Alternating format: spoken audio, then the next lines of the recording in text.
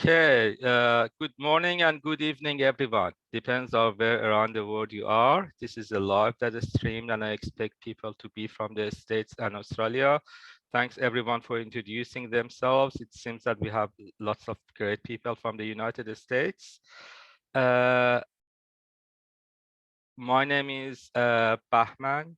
I am originally Iranian, and I am running these events since pretty much a year ago. So our goal in this group is to introduce culture and to make much more connections among people using the culture.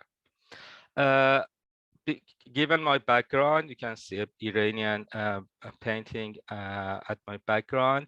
Lots of the lives that I have started was from Iran, but from time to time, when things like that happen, I try to do a cultural live to introduce the culture of countries to Iran to other people as well.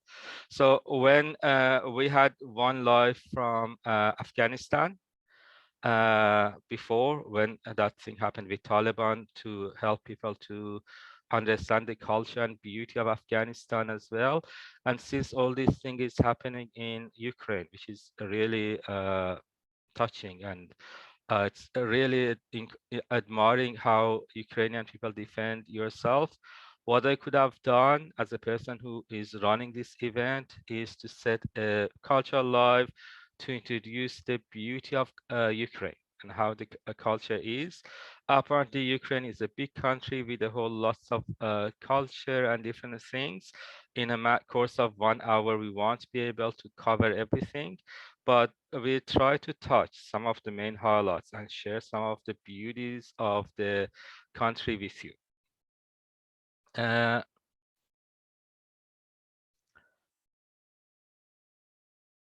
What I will use in doing these lives, I'm sharing some videos with you to show the places, but I also am using some pictures, and I'm using some 360-degree photos to show the places much better.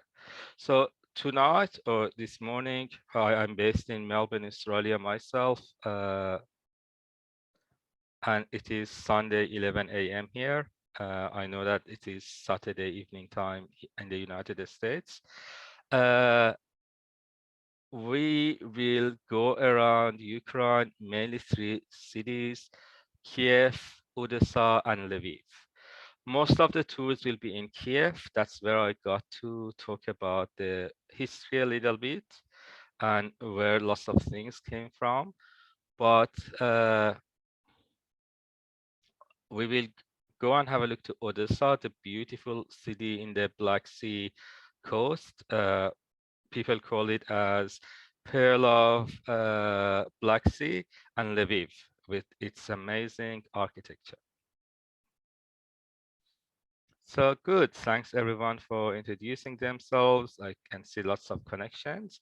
With this introduction, let me start the tour with a video from beautiful Kiev that will take you around the city and will show you some of the beauty of Kiev.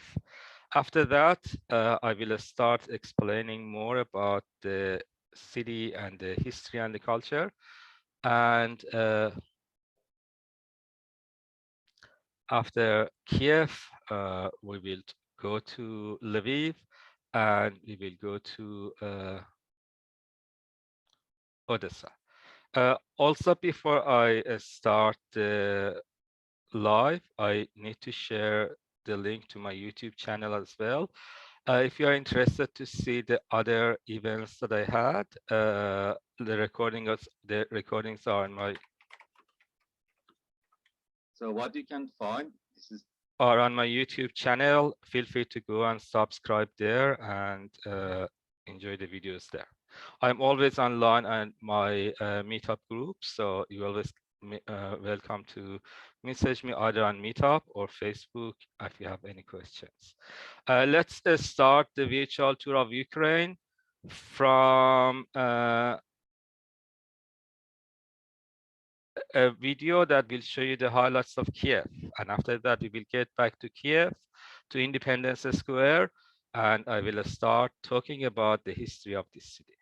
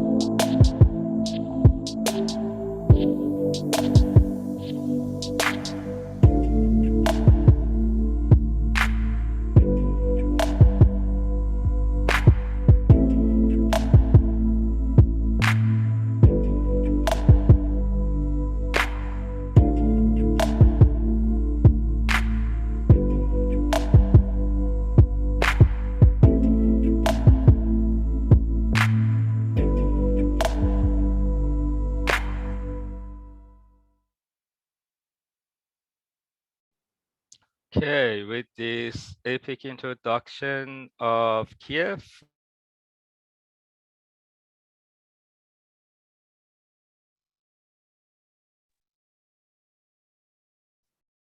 Sandy is doing a good job.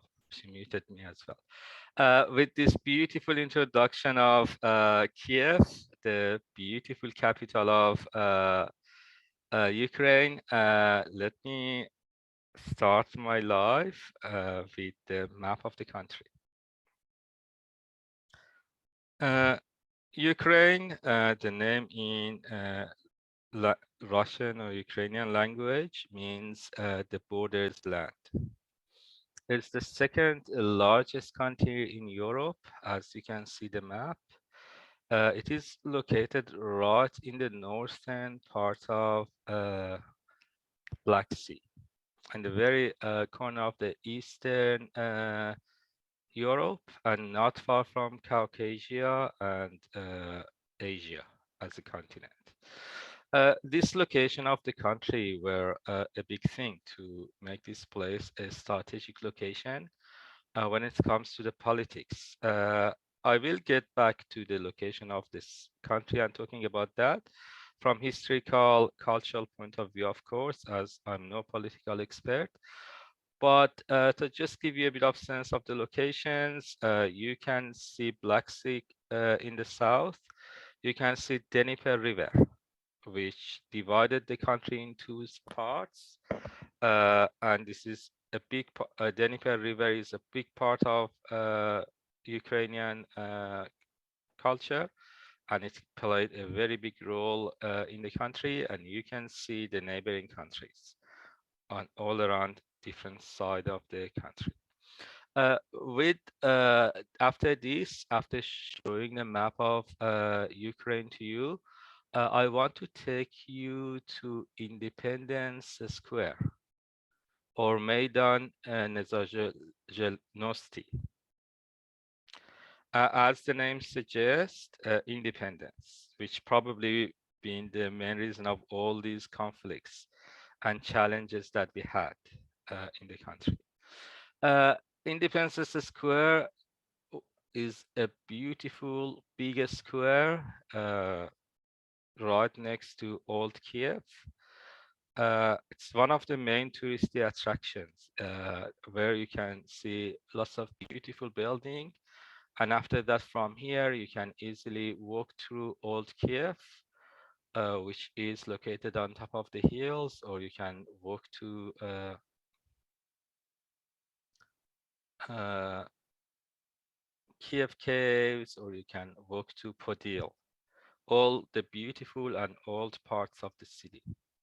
It's got a central location. Just enjoy the beauty of this square, which is very big, and it's got a really meaningful name, uh, Independence Square.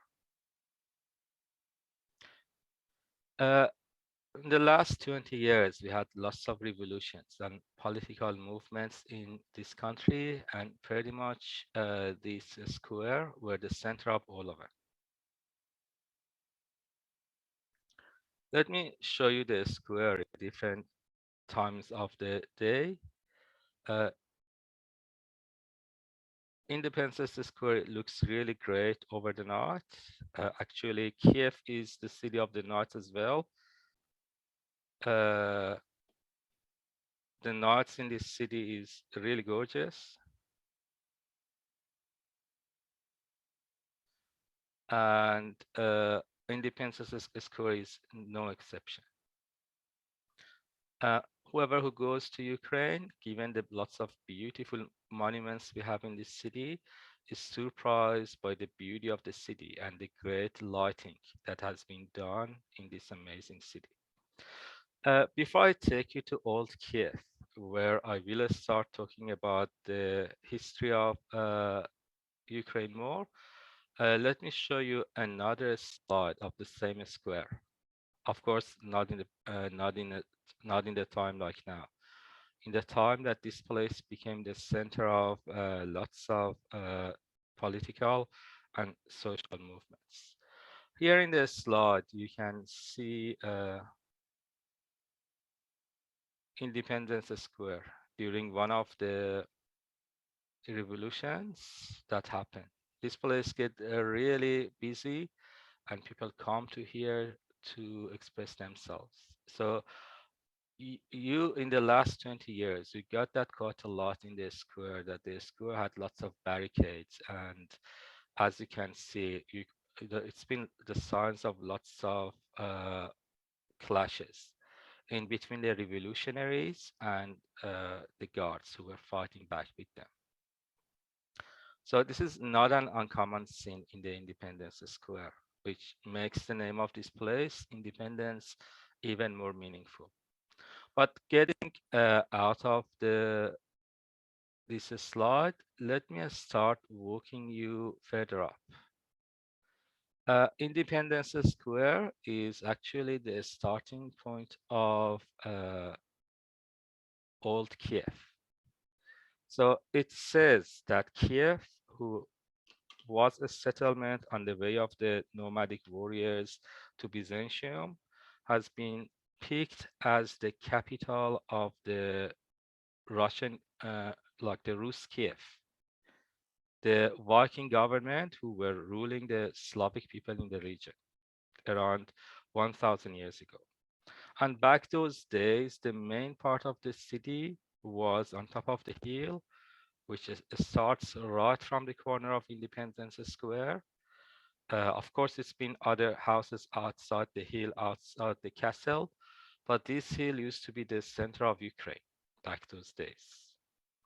When we walk up the hill, we can see this beautiful church, cathedral, Saint Sophia Cathedral,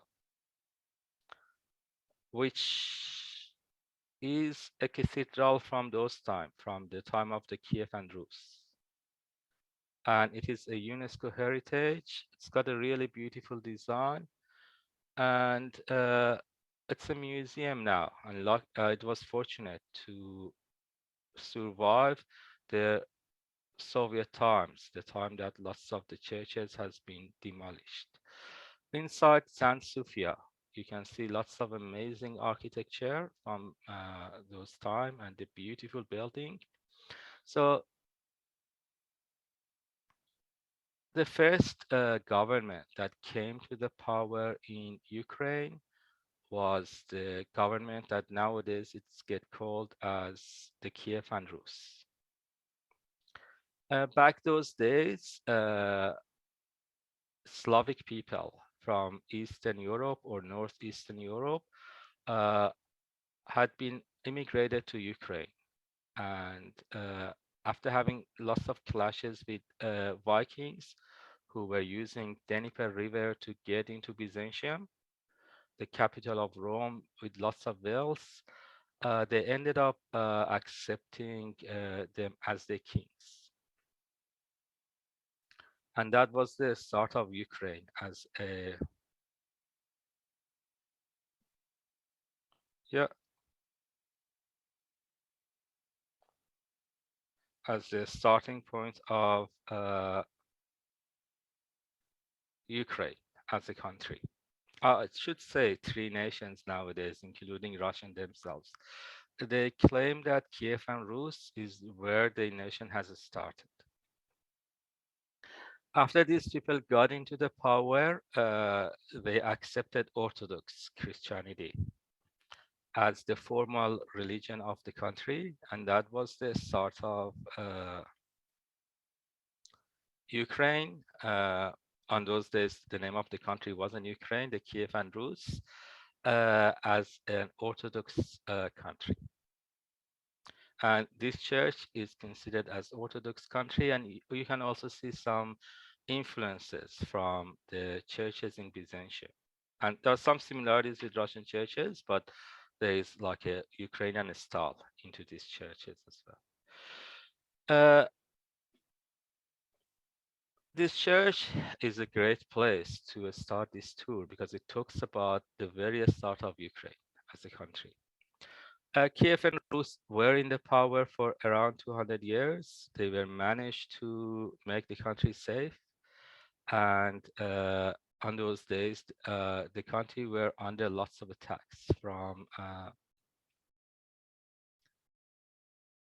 Turkish tribes who were living in the region. Why it's been lots of Turkish tribes? That was the situation of Ukraine, who was right on the steppes that make this place a pathway for the lots of nomadic people who were moving along the steppe region. Again, if you be a bit more patient, I will explain about that later in the tour. Right next to Saint Sophia, and I should say the Sophia, the name is after Hagia Sophia. In even nowadays, we have Hagia Sophia Mosque, which used to be a cathedral, and that was the cathedral for wisdom. And there is another important cathedral, and this cathedral is Saint Michael or Saint Michael or Blue Cathedral. Again, it's a very beautiful cathedral right next to San Sofia, and it is related to the dates that Ukraine used to be called Ruthenia. It's around 300 years old. This cathedral couldn't survive the Soviets, and around 20 years ago, the whole church has been renovated. Uh, Let me take you around this beautiful cathedral as well.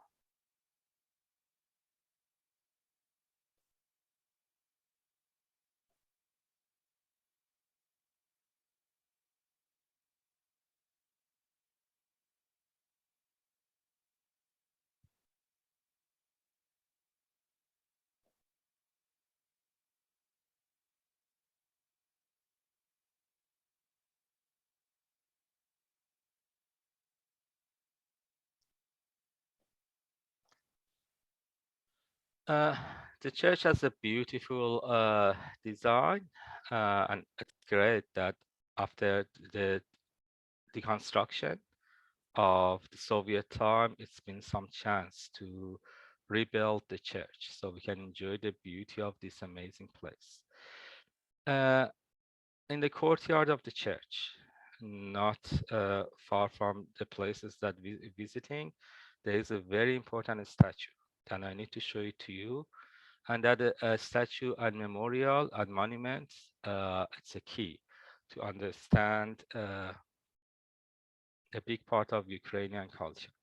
So I took you to the 1000 years ago. Let's get back to pre-Second World War time, the time that Soviets were having their formation. And it seems that the people who's been in Ukraine, the Cossacks, or people who were related to Cossacks, were usually observed as troublemakers in Russia. So the monument that you can see here, right next to the church, is the monument of a very sad event that happened in the history of Ukraine, and that one is Holodomor. And Holodomor is the related to the famine and the hunger that has created in Ukraine, which is the country of wheat, and also lots of the tortures that happened for people who were trying to opposing Soviets during this time. People has been sent to the work camps, or they were getting killed when they wanted to attack to those camps or when they were hungry. And as a result of these policies that happened during Stalin time, it is said that depends on the different resources, between 3 to 10 million Ukrainians were killed or died out of hunger, torture, and other things during these 2 years. So the most valid figure, most historian believes that the number was something between 5 to 7 million. And I want to note that the population of the country back those days used to be around 17 million. So pretty much from every 3 or every 4 Ukrainian, one person has killed in Holodomor. So I wouldn't be surprised that even nowadays, it won't be possible to find anyone in Ukraine who hasn't missed a grandfather or grandmother in Holodomor, which is a very sad thing, but it's also another thing that gives us the key to understand the mentality and what happened to the people in this part of the world before. It is said that the unrest in Eastern Europe and the signs of the start of the Second World War was the savior of Ukrainian people to stop Holodomor. So the Soviets, they had to switch their focus from Ukraine to the what was happening in their western borders. After going to this thing and talking about Holodomor, the last beautiful place that I want to show you in old Kiev is not an old church. It's St. Andrew's Cathedral, which is famous for its beautiful dome, and you can have a beautiful view from the top of the cathedral. St. Andrews has been built by Tsars of Russia. It's probably 100 years old. Uh, and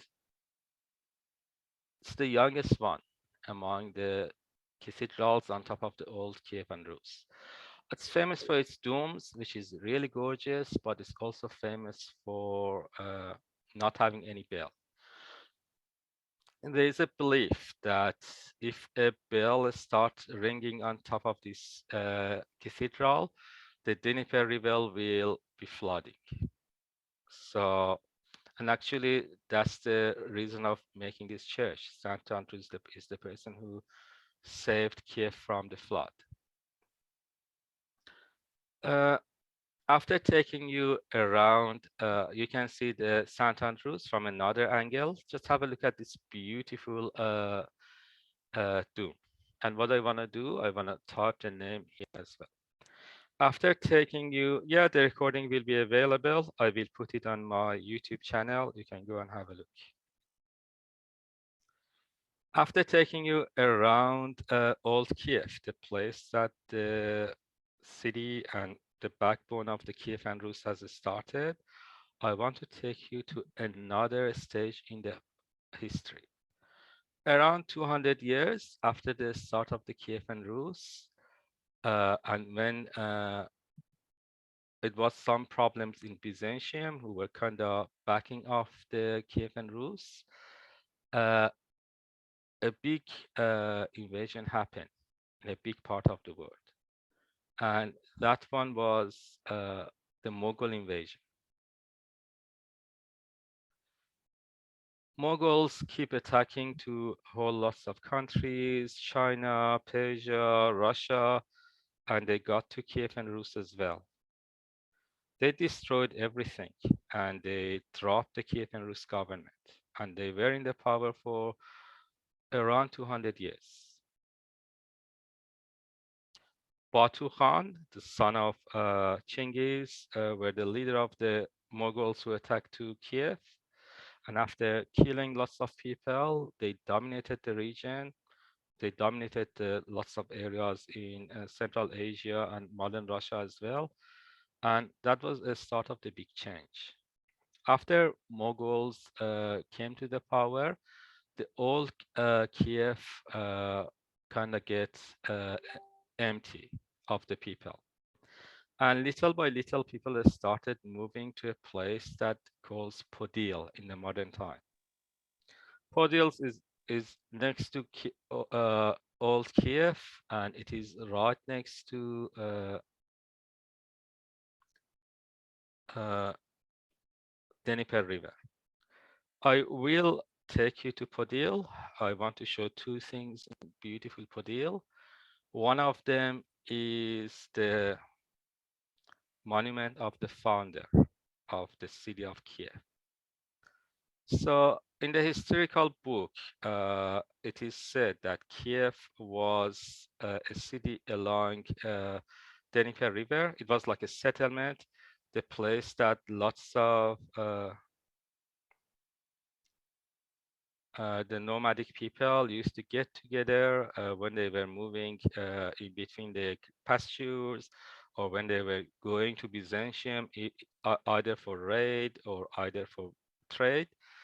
And lots of people think that Kiev was the capital of the Turkish warriors. Uh, Before Slavic people got to the region, we used to have a Turkish kingdom here, Khazars, who were the Turkish tribes, and they were Jewish, and they had a capital somewhere around this region. So some people believe that Kiev was the old center of Khazar kingdom. Uh, Khazar kingdom, they were like the nomadic tribes, so they didn't have any like proper big cities. But this was a good location next to Dnieper River that they used to get together. This is what lots of people believe, but lots of other people believe that no, those places were somewhere around modern Kiev, but they were actually different locations. Anyhow, in the stories, it is said that three brothers and one sisters, they came to Kiev, and the name of the brothers were Sheikh, Horif, and the name of the sister were Libid, and the name of the eldest brother was Ki. And when they come to this place, they liked this place and they built the city in this location. And where the name Kiev comes from, it's after Ki, the eldest brother, who were started these things. Yes, the Khazar kingdom, yes. They were like Turkish warriors who were ruling this country before Slavic people started doing the mass migration. Another beautiful place that I want to show you in Podil, these areas have lots of amazing architecture. So if you want to see all these places, you need to walk around for 3 or 4 days in Kiev. So it's not possible to show all the amazing places in Kiev. It's a really fancy building, the Puppet Theater. Salve, salve! Galera, e aí, galera? Gostaram do meu novo estilo? Ou não? Eu prefiro eu mesmo. Mas e aí? Okay. Yeah, so I had to remove this person. The Puppet Theater. Sometimes, Sandy, please remove these people. Sometimes people are spamming like that. Wait, did that person just crash our show? Yeah, it was a crash and I removed him. Yeah. Oh my God. Unfortunately, that happened in Meetup. I'm not really sure why.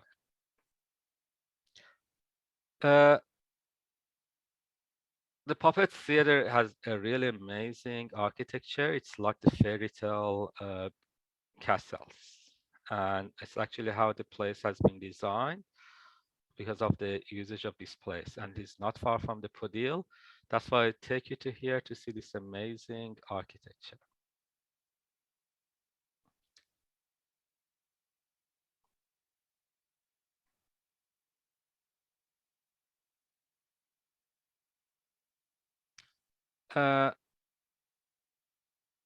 Podil became bigger and bigger, and it became the center of the trade and merchantry, and actually a big part of the culture of the city had its formation in Podil during the Mongolian kingdom and the time after that.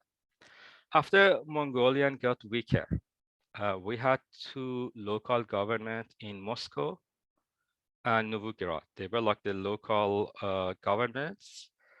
And it was the time that Ukraine didn't have any king, or it wasn't that much of power in the region. And it was the time of the migration of Cossack people to Ukraine. So Cossack, C-O-S-S-A-C-K, in Turkish language means the people who has free lives. And they were the people from all different types of people. They were Russians, they were Turkish, Muslim, Christians, the people who were criminal, who were escaping from the government, or they were poor, people who wanted to be free. And Ukraine is a very fertile land. It's got lots of pastures, lots of water.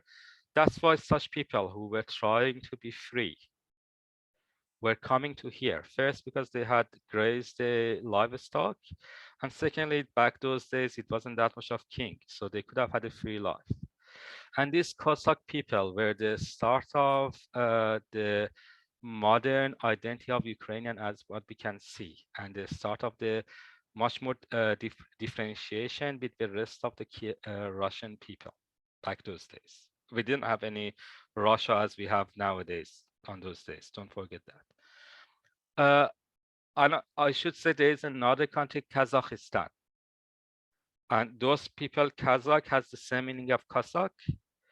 And they were the same kind of people, but they are different in some ways. They were Turkish tribes who were living there, and they were liked to be free.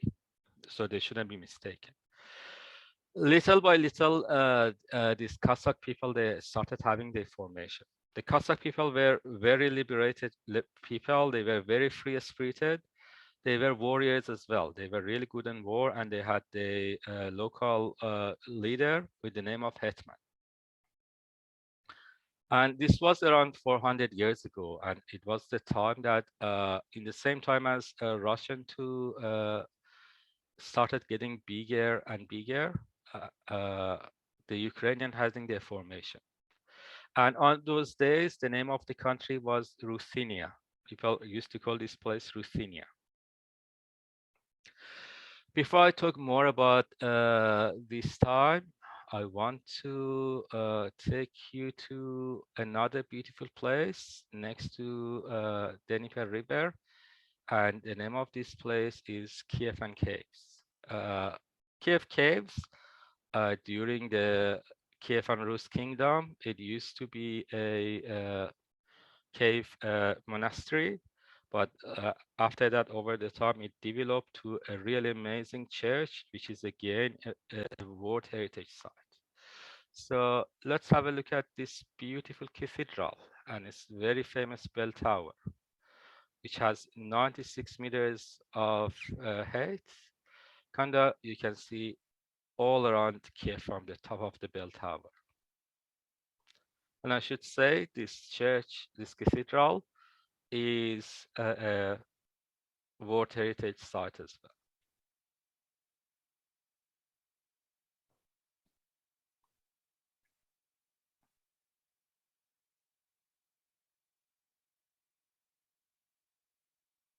You can see the view of the cathedral over the night. Yeah, I will leave that for you.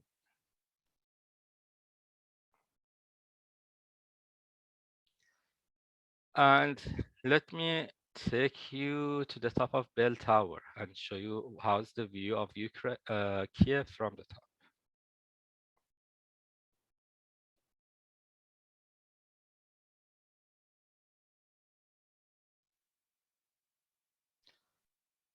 Imagine that you get up around more than 300 stairs. You get on top of the Bell Tower, and you can enjoy the beautiful view of the Dnieper River, the Kiev and Caves, and the nice breeze on top of this tower. I think I get to show you a fair bit around Kiev for the time being. I don't want the two to be monotone. I talk about Cossacks. And before I get to talk more about the steppes and Cossacks, I want to take you out of Kiev, and I want to share a video with you, which is about Cossack life. So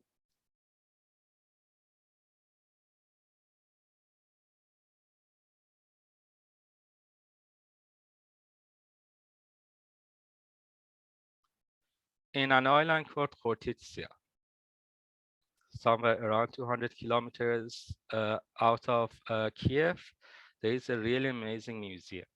And actually, you can get to one of the old Cossack settlements and see how Cossack people used to live and see how they dance, they used to fight and things like that. To give you a much better sense of these people, the ancestors of Cossacks, I will take you to this island, and after that, I will talk more about the steppes.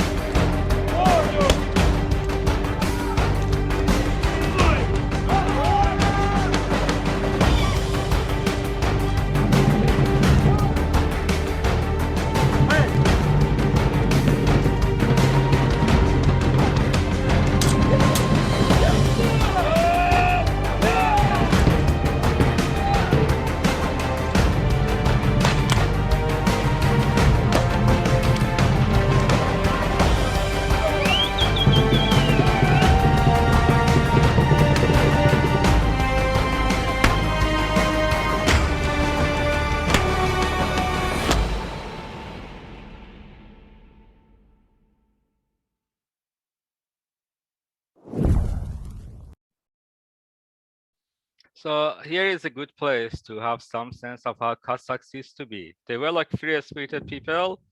They were warriors, and they didn't want to rule or anyone who has up down looking towards them.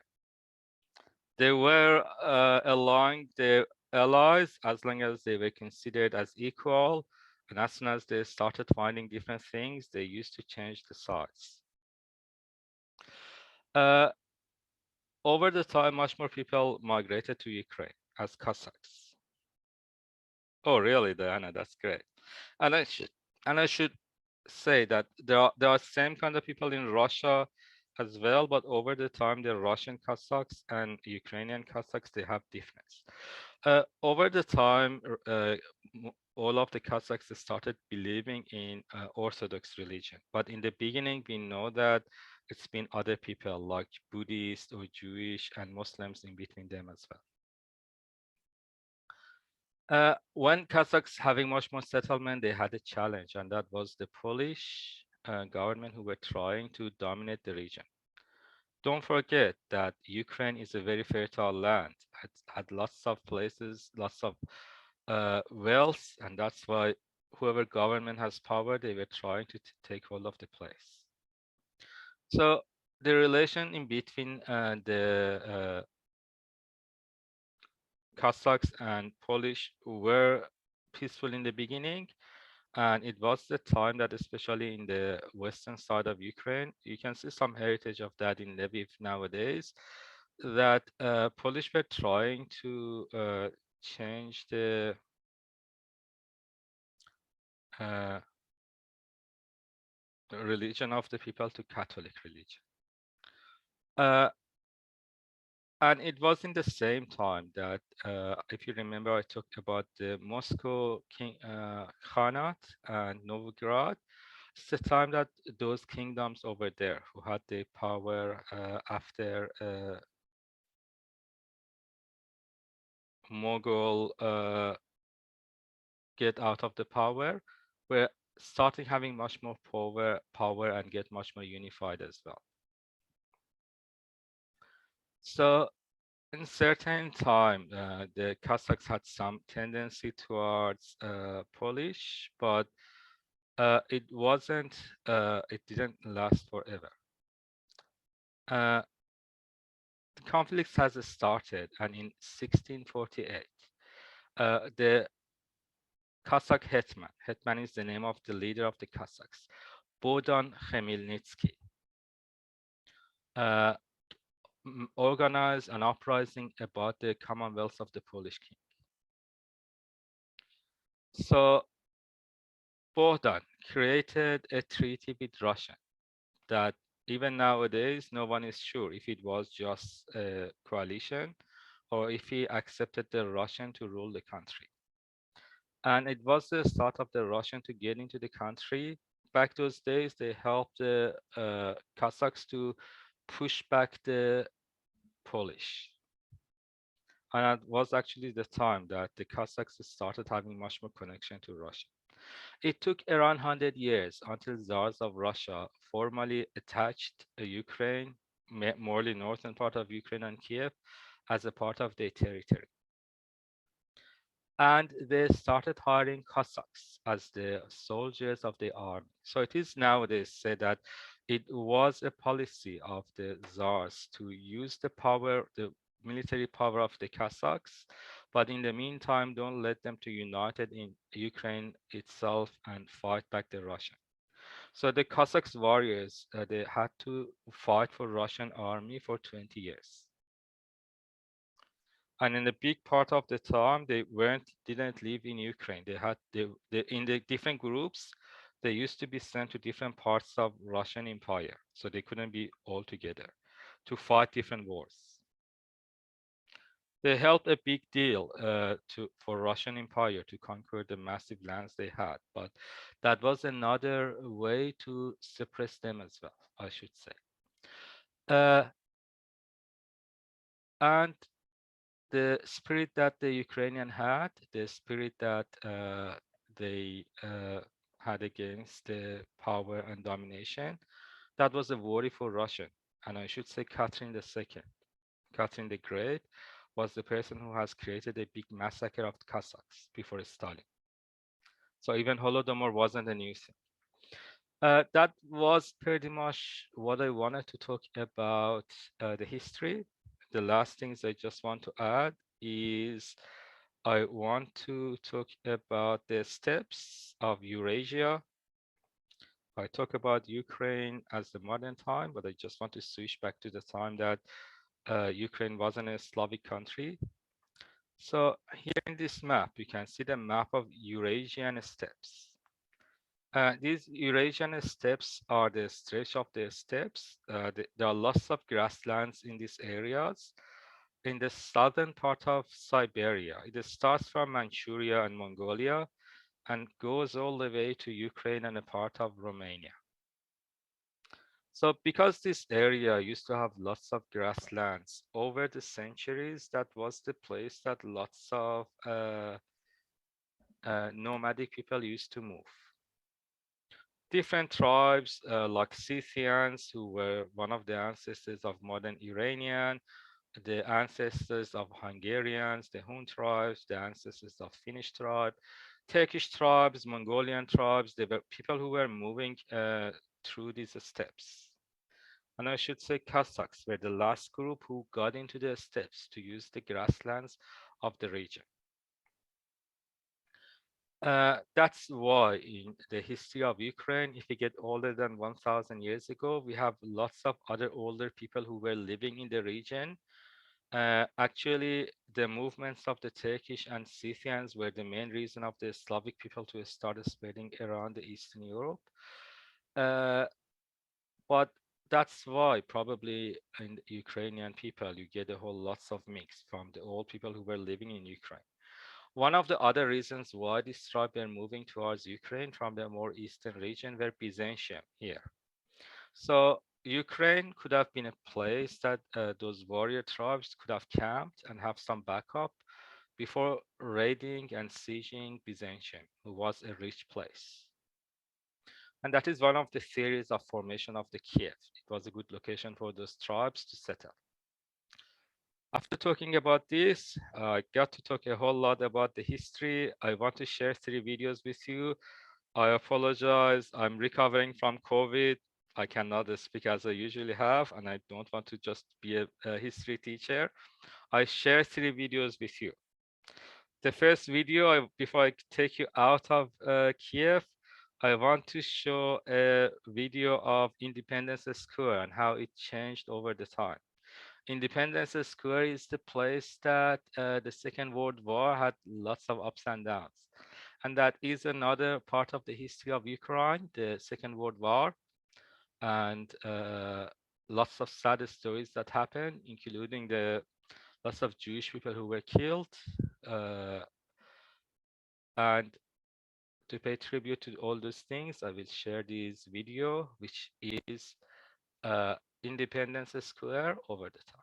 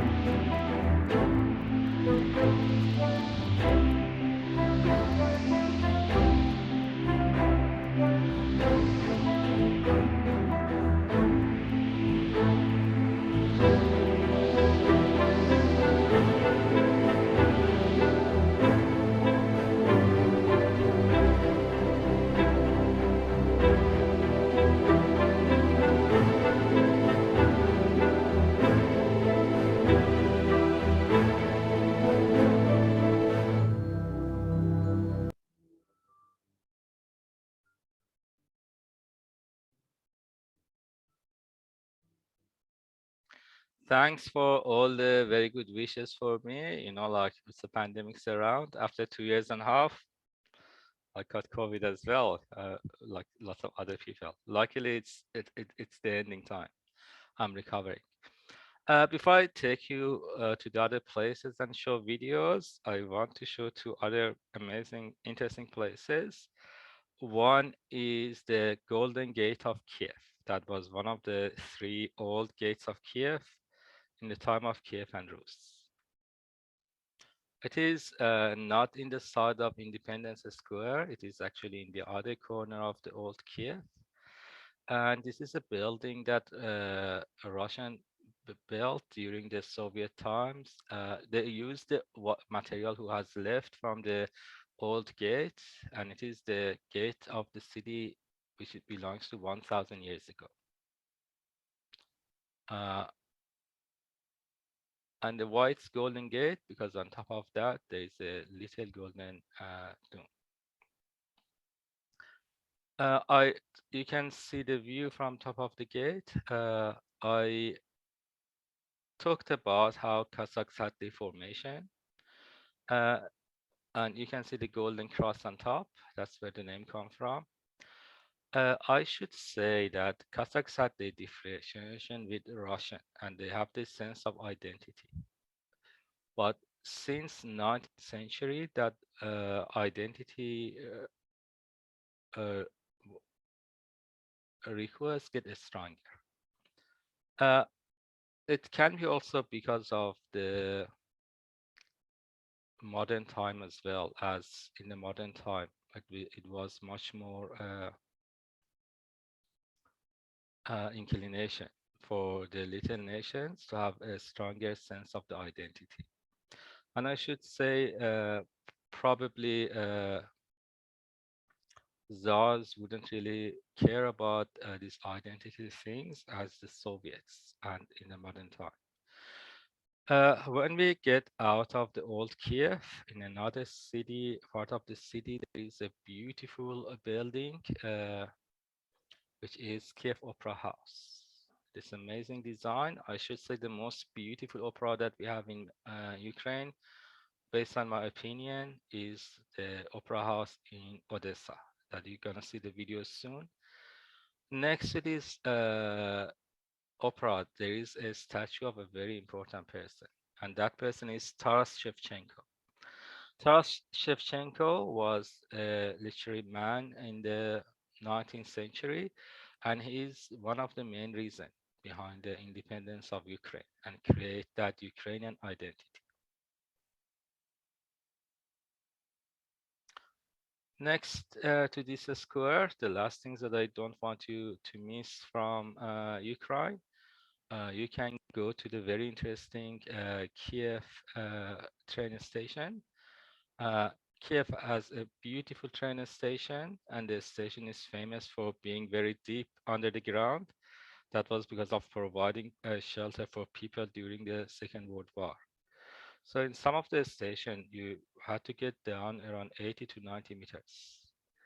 Just wanted to take you to the train station to have some sense of the beautiful station. And yeah, after this, let me take you to Lviv, a beautiful city in the western part of the country. Uh, Lviv comes out of the name Lev, which means lion. And it's been built by Polish government back those days. And it's been even the capital of Poland for 60 years. Lviv is the city that wasn't a part of modern Ukraine for a big time of the history. So it used to belong to Poland, Polish, Lithuanian, Commonwealth, and also Austria government. Uh, it was only Second World War that was the time that Russian Soviet soldiers occupied Lviv and annexed that to modern Ukraine. The city is famous for its amazing architecture. Some visitors says that Lviv reminds them Krakow a little bit. It's probably something subjective different people have different ideas, but you can see the difference of the architecture between Kiev and Odessa and Lviv. Lviv has a different style. It's got that Polish heritage. Let me share a video from Lviv, and after that, I will take you to Odessa.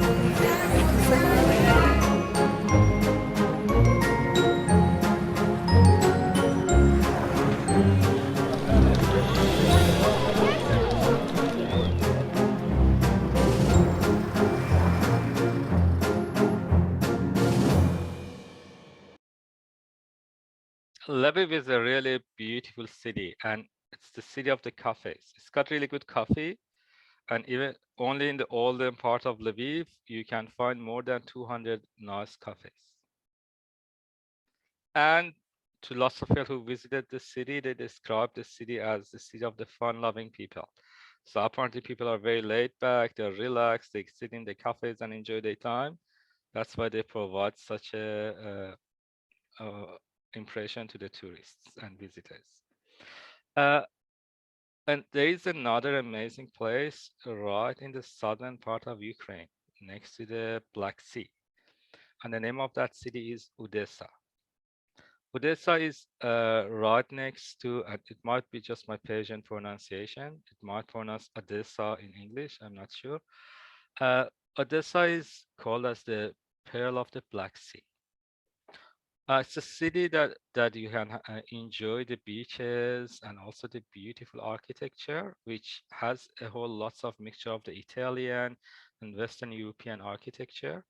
The city used to be an old castle, an old stronghold that used to be taken over by lots of different kingdoms, like Ottomans, Persian, Greeks, Mongols over the time. But it was Tsars of Russia who decided to build a proper city in this location. It's got a good access to Byzantium. That was one of the reasons that this place always had a stronghold. And the interesting thing that when Tsars started building this city, especially from Catherine time, they kind of announced this place as like a free place, as a place that people from all around Europe or all around the world, they could have come and live and do trade. And that's why we have a whole lots of amazing architecture from Italy, from different parts of Europe here. And also back those days, the Jewish people in Russian Empire, they had only the several specific places that they could have lived and do free trade. And Odessa was one of them. So because of that, a great mixture happened in Odessa. People from all around Europe, and it was a harbor city, used to come to Odessa for trade, and in a big part of the history, it was a prosperous city.